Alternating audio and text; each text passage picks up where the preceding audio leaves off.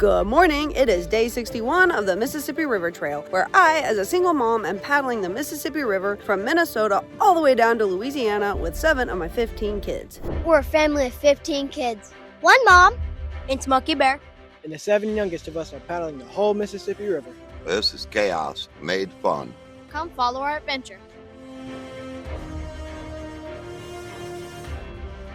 So today, recap yesterday. If you didn't catch that episode, highly recommend you go watch that because it's kind of funny. We had jumping carp, we had a race to the lock, and then we had a barge honking at us. A barge alarm went off, and all was good. We were aware of him. We got to talk on the radio. He just wanted to make sure that we knew he was there, which he's a barge, so we definitely knew he was there. But it was a good day. However, we got in very late last night. Definitely need lights on our boats. Days are shorter. We made it in by dusk. There were no problems, but it was a race, and that is never fun. So if we had lights on our boats, we would feel more at peace with paddling in maybe even a little after sunset, but not having to race it like we did. So there are not always boat ramps to take out. So when it gets dark like that, you have to make it to the next boat ramp to see the support vehicle, and it's just not all that great. So today, we went to a campground last night. Not Oatmeal wanted a campground for her birthday. She wanted a playground, she wanted a pond, there you have it, and all kinds of fun things. A shower, I wanted the shower. So we found a campground and shuttled up to it. It is not on the river, benefits of a support vehicle. It also allows us to kind of duck under the radar sometimes, do things like that. So it's all good. But today we are in the land of Quincy, Illinois and Hannibal, Missouri. So due to the fact we're all a little dehydrated, and it is easy to get dehydrated on the river, just so you know, vast differences between hiking the AT and paddling the Mississippi. When you are hiking, your feet are moving, but your hands are free, and it is mountain water. It's such good water, and you're always drinking, just always. So we would drink lots of water on the AT. Out here on the Mississippi, it is not like that. Your hands are busy all the time, always busy. You never put down your paddles. So when you do, I try to make a point to drink, but the water's hot because it sits in the boat, and even with insulated cups and stuff like that, it heats up in the sun, and probably need a Yeti, but as it is, our little smart bottles, they get hot.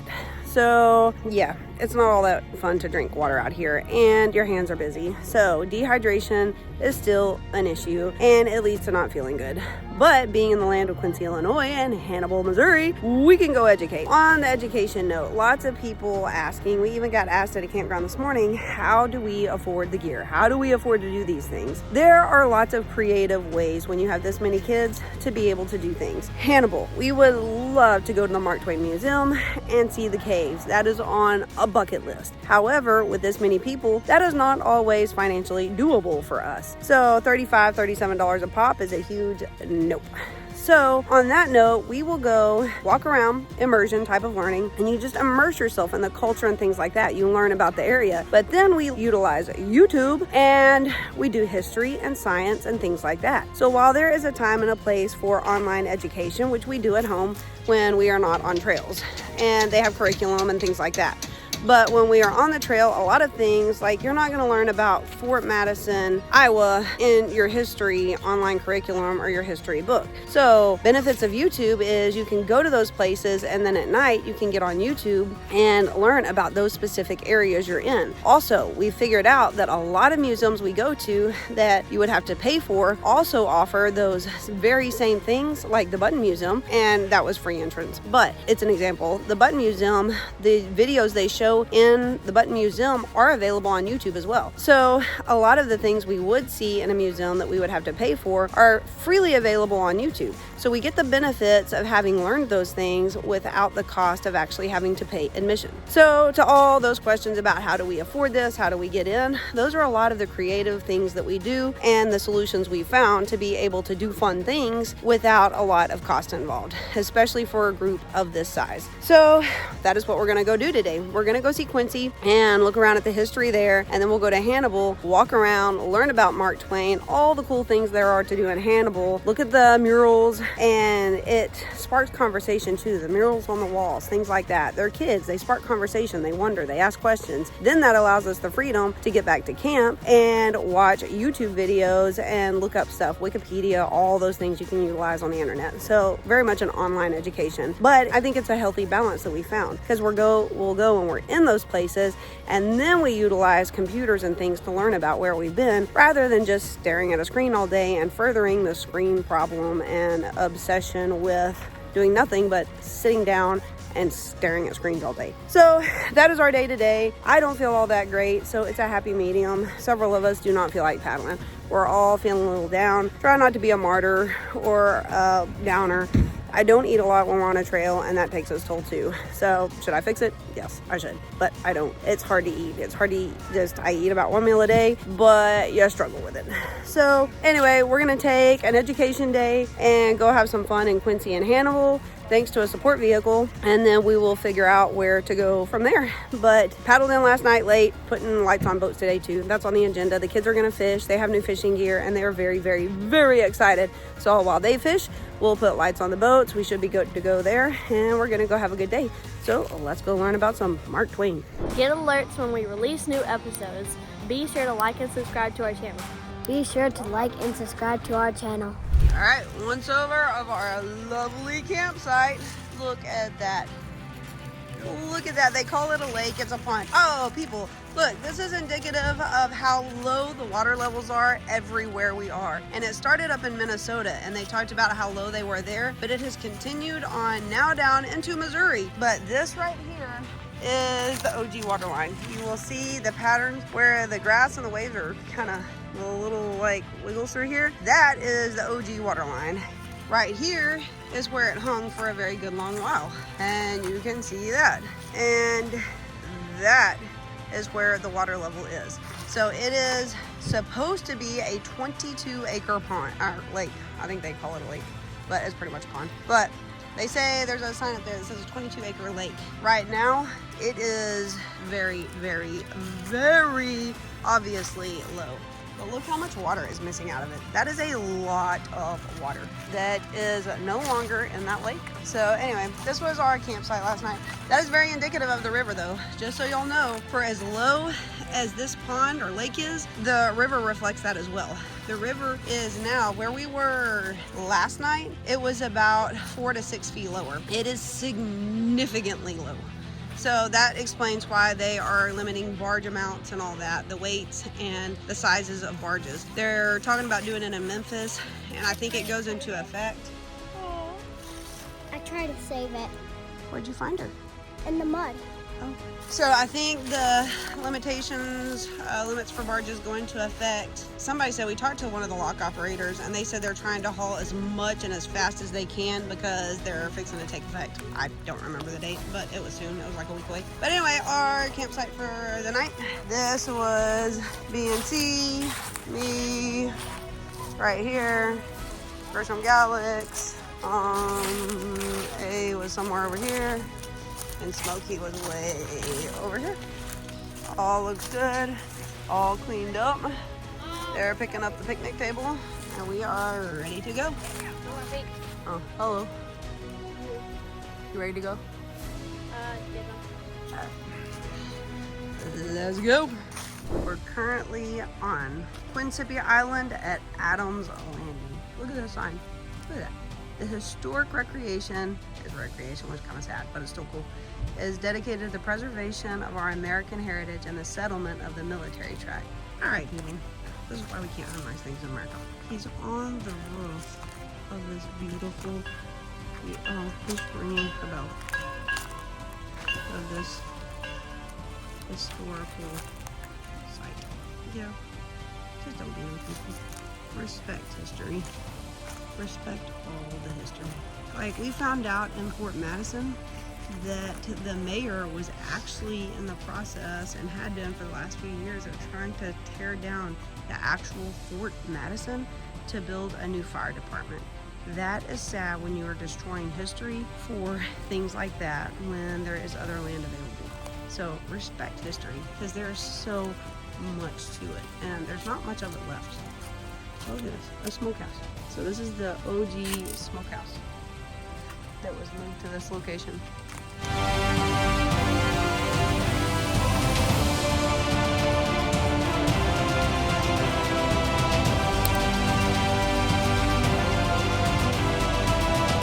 Look at the house. The house is so cool.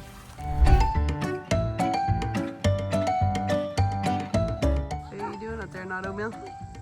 Just chilling. I'll show you how I climbed up.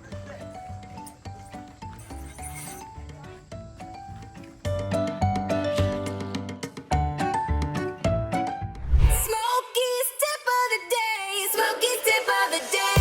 Hey, hey, every click's a hooray. Hey, hey.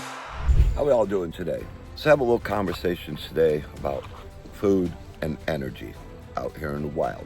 After a while, when you live out here in the wild, such as I do, you will find yourself lacking in food and energy. This is because we are out here, you're using double the energy all the time that you do on a normal basis, and you eat about the same. You don't realize you're not getting enough. So after a while, you'll start to just feel weak and you'll start to run out. So when you come out here for long term to stay in the wild like this, you need to consciously keep your food level up. You need to get some good stuff. Me, I really like beef, and to be honest about it, jelly donuts. But with the jelly donuts, that's a different thing there. I like to get some beef. I like to get some vegetables. When you come in around town, you need to get you some good food. You need to put some good food in and build up your energy. And sometimes you might need to take a little bit of a rest to get caught back up a little bit and put some good stuff inside your system and keep yourself going. If you don't, you will get to a point where you start running out. You start just getting so tired and you think you're getting worn out, but you're just not kind of keeping things up. Me, I'm kind of a fat guy. I eat quite a bit. I keep myself up a lot. I share a lot with the kids. I try to keep the kids up as much as I can. It's hard to keep all going like that all the time, but I do try to keep things up, and I keep my energy level flowing so that I have enough to keep going.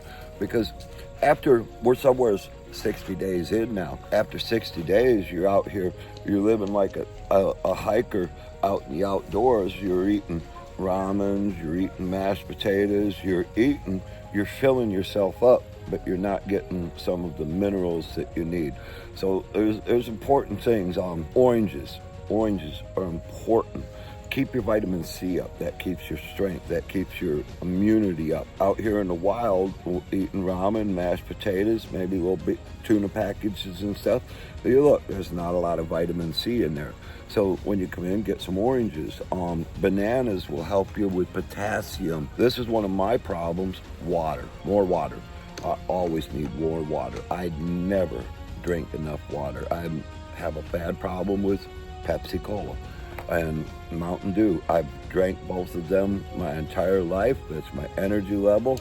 It's what I know, so it's what I drink. But out here, I need to drink more water. That does help when I'm up on the Appalachian Trail and stuff, because the water's a lot better. Out here, this is what the water looks like oftentimes. This is not something I want to go over and dip my bag, my bladder bag down in, fill up, and put a filter on top of it, start filtering that out. That's not what I want to do. That's not really the type of water that I like to drink. So the Mississippi's not really the type of water I like to drink either. It's a lot of industry. There's a lot of farms. There's a lot of city stuff. So the water could be tainted out there. So now while we're out here, all of our water comes from, well, we get campsites. We have a bunch of jugs. We fill our jugs up. We take water with us. Other than that, water has to come from the store. So the water's a little bit tougher. And again, you think you're drinking enough, but you're really not. You're out here working all day long up on the Appalachian Trail.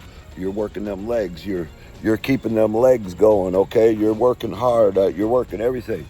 And you think, well, okay, I'm not walking. But you're out there all day long paddling like this here. And if you don't realize it, your legs are doing the same thing each time you paddle, because you're using your legs against to balance, to push harder, and you're out there paddling all day long. So today's advice is really, if you're going to be out in the wild, keep your food level up. Keep yourself strong. You have to stay strong, because it's easy to not, over days, not put enough in and not keep yourself strong enough. And then all of a sudden you get to a point where you're just weak. And then once you get to a point where you're just weak, you have to have something, you have to take a break. You have to get some good food. you have to get your energy level back up. And Update on what's happening. So, Mom is not feeling very good. So we all made the group decision to go to a motel, and we're gonna stay the night there. And we tried to do some fun stuff today, but there was this, I forgot what it was called. We tried to go to this place that had a bunch of old buildings, and we were gonna learn from there. And but it wasn't very fun. And so then we came over here to this beach, and the boys and I fished for a while, and it's really, really hot today. Mom's not feeling good, and we're gonna go to a hotel tonight. We're gonna have showers, beds, and I'm really excited because I haven't watched a movie in a really long time, and we're gonna watch a movie. And so I'm really excited about that. We're all really excited about that. What'd you get? Got me a nice largemouth. He kept biting my lure until he finally ate it. He's big. Let's go weigh him. That's a nice size. I mean, he's not big enough Oh, to weigh. wait, hey, tell everybody how you're gonna weigh them. What exactly do you have? A scale. Huh? A scale. What kind of scale? A fish scale. Oh, yeah. So, after deciding to pull off the water for Quincy and Hannibal, which we knew may be an option anyway, I still do not feel good. It's getting worse. And sometimes there's just days like that. It just happens, and you gotta adapt. If you did not plan for days like this, then you would never make it to the end, ever.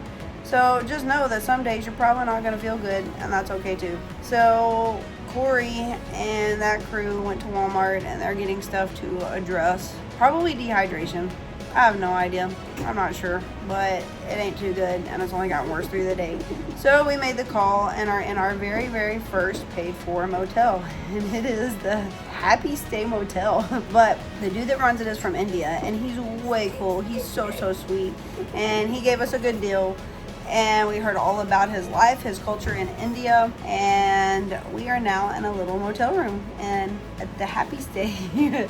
So yeah, but that being said, y'all's contributions make stuff possible. Their biggest desire is to go to the caverns. They want to see the caves. They like Mark Twain. We'll walk around and do Mark Twain history tomorrow, but they really want to go to the caverns, and I want to indulge them. However, that is not always cost effective for us. So when y'all donate and we get to spin the paddle of fate, or we get to put names on paddles, it helps fund those kind of adventures. So we are in need of some names on some paddles in order to enable us to visit the caves in Hannibal, Missouri. So if y'all want your name on a paddle, now would definitely be the time to put your name on a paddle. They love writing the names on the paddles, and it greatly increases our ability to be able to do the things that are not always free or that you can't experience online. So, names on paddles. It is about $37 a pop to go to the caverns, and they have never been to caverns because of things like that. Most caverns run about that price. The St. Louis Arch will also be much the same. It will cost a significant amount to get us into the Arch. They definitely want to go to the Arch. So Hannibal Caverns, I didn't really plan on. St. Louis Arch is another huge one. So definitely, if you've ever thought about it at any point in your life, definitely put your name on a paddle today, because they really, really want to visit the caverns tomorrow. They just do. And the Paddle of Fate. We love spinning the Paddle of Fate. We absolutely love it. It's so much fun to see what it lands on, and we're really ready for it to land on some new stuff. So Paddle of Fate needs to be spun again too. So if y'all would like to make that happen, feel free to check out the link, look at it, see what it takes, feel free to contribute, and let us spin the Paddle of Fate. We'll see what comes up. But a huge shout out to all of those that do contribute, because with that, we'll be able to do the caves, and we're also gearing up for St. Louis because it is getting close. We're probably, not sure. We're pretty close to St. Louis. So trying to make that happen. So feel free. If y'all want to help make it happen, you know how to do it. Visit the link, names on paddles, or the Paddle of Fate. And in the meantime, we're going to just chill at the Happy Stay Motel. You can't say that without laughing. We're going to chill at the Happy Stay Motel. And I think just get some microwave dinners. It's not that healthy, but it's not getting the cook stoves out either and all that. And we got a little TV. They'll probably watch some movies, and life's going to be good. And I'm going to feel better. I'm going to take some Dayquil. Then I'm going to take some NyQuil. And then I'm going to feel better, and we're going to go see Mark Twain things and visit the free museums and hopefully go get to see some caverns. So you want to see us visit the caverns, feel free to put your name on a paddle or spin the paddle of fate, which is way fun. Yeah, I do. Oh yeah, not only wants to spin the paddle of fate, she definitely does. So anyway, click the link below, see if y'all can help make that happen, and we'll go see some caverns. What, you feel me? We got this guy right here. We got B. Very handsome guy, by the way. I wouldn't say all that, but Wait, you want to know how to get good at fishing? So you get a hookless lure, right? You get a hookless lure. Walking down the sidewalk, just start casting it. Signs. You'll get your electric charger. Oh, no, that's not. Man, your electric charger's so ugly. But yeah, no, we're just going on a walk. I have no idea where we're going. We're just walking. But yeah, I think the river's somewhere down here. Oh, I see the river. It's all the way over there. Okay, I probably should have brought my fishing pole. What if I go out here late at night and just start fishing? Oh, he just dropped his phone and it shattered everywhere. I'm just kidding, the case broke. You got a broken case. Where did it go? Right there. Oh no. Pick it up. Oh, this is Mr. Gates. Anytime you look at him, he's got music in, and it's look, it's my car. He's got music in, and it's always the same exact music over and over and over and over again. But you know, usually whenever I'm right beside him in a canoe, he's usually playing the same 7 songs. Bro, no, it is not. Dude, it is. Hey, I got 100 and some songs on my playlist. And you only play 7 of them over and over again. The very, very big train over there. So yeah. And the bridge, or the river is somewhere over there. We're gonna go and cross this street. So yeah. Oh, I think that truck, no, he's pulling out the other way. This place is kind of majestic, can't lie. Maybe we might have a bike in here, just be wheeling all the way through this road, swerving all the cars that are parked on the side. I get pretty lit. You know what this reminds me of? This parking lot in this building? It reminds me of not Daytona, where was it? Miami, Florida. I think it was Miami, no. Or was it Daytona?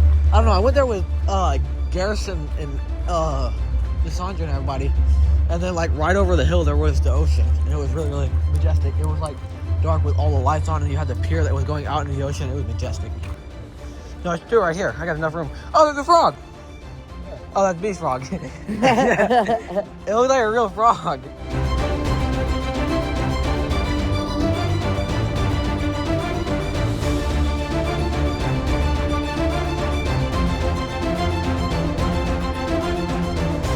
Look at all the barges lined up. I'll climb up that pole and jump off it. Or do a backflip off it. Dude, look. There's just spiderweb floating everywhere.